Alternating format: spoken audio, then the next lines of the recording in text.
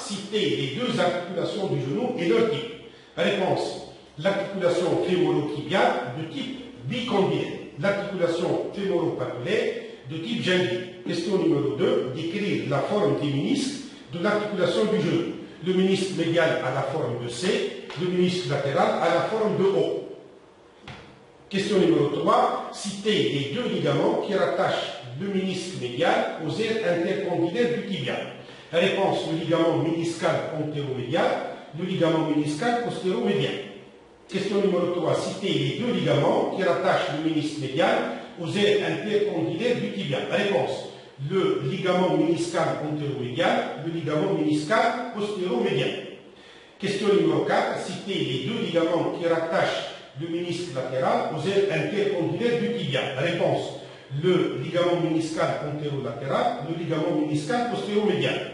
Question numéro 5. Citer les ligaments intrinsèques tibio-fémoraux de l'articulation du genou. Réponse. Le ligament collatéral tibial, le ligament croisé antérieur, le ligament croisé postérieur. Question numéro 6. Indiquer l'origine et la terminaison du ligament collatéral tibial. Origine sur l'épicondyle médial du fémur, terminaison sur la partie supérieure de la face médiale du tibia, sur la face externe du ménisque médial. Question numéro 7. Indiquer l'origine et la terminaison du ligament collatéral fémuraire. Origine sur l'épicondyle latéral du fémur, terminaison sur la face latérale de la tête de la fibula. Question numéro 8. Indiquer l'origine et la terminaison du ligament croisé antérieur. Origine sur l'aire intercondylaire antérieure. Terminaison sur la partie postérieure de la face axiale du condyle latéral du fémur. Question numéro 9. Indiquer l'origine et la terminaison du ligament croisé postérieur. Réponse. Origine sur la partie postérieure de l'aire intercondylaire postérieure. Terminaison sur la partie antérieure de la face axiale du condyle médial du fémur. Question numéro 10. Citer les deux rétinaculums du genou, le rétinaculum patulaire médial, le rétinaculum patulaire latéral. Question numéro 11. Indiquer l'origine et la terminaison du rétinaculum patulaire médial.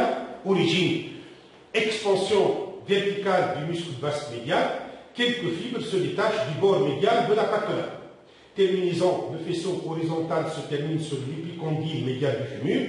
Le faisceau oblique se termine sur la capsule articulaire. Le faisceau vertical se termine sur le bord médial de la tuberosité tibiale. Question numéro 12. Indiquer l'origine et la terminaison du rétinaculum patulaire latéral. Réponse. Origine, expansion verticale du muscle vaste latéral. Quelques fibres se détachent du bord latéral de la patella. Terminaison, le faisceau horizontal se termine sur l'épicondyle latéral du fémur. Le faisceau oblique se termine sur la capsule articulaire du genou. Le faisceau vertical se termine sur le bord latéral de la tuberosité tibiale. Indiquer l'origine et la terminaison du ligament patulaire. Origine sur l'apex et les bords latéraux de la patella. Il est renforcé par des fibres superficielles du tendon du quadriceps fémoral. Terminaison se termine sur la partie inférieure de la tuberosité tibiale. Question numéro 14.